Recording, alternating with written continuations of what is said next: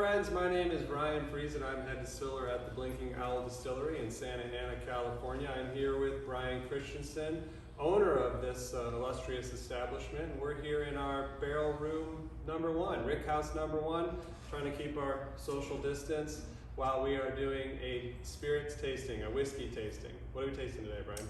We are tasting our rye whiskey. So, very special to us.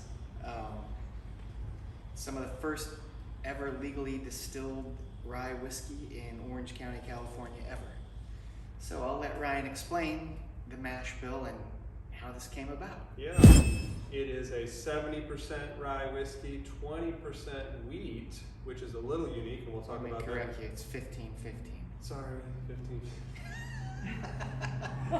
Why did I do that? It's okay. Rewind.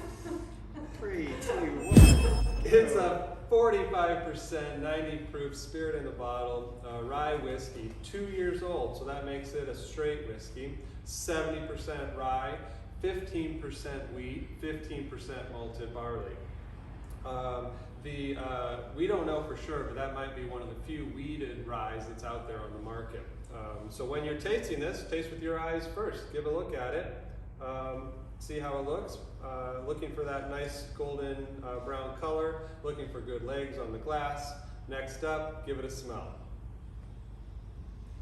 Robin always says, smell with your mouth open, so I try to do that. Helps you take in some air with it, knocks off the alcohol, and lets you smell the spirit itself. Okay. So this smells a lot older than 2 years old. I get a lot of vanilla, some spicy notes, some stone fruit, and a lot of baking spices. We always get a little bit of, I always get at least the cherry in there on the stone fruit side. Next up is give it a small taste.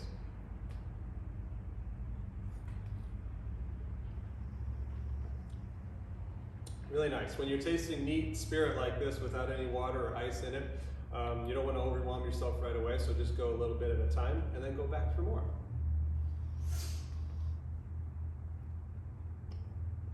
First impressions are great, but I always like more impressions. I get more of that cherry, but first and foremost, you always get spiciness from a rye.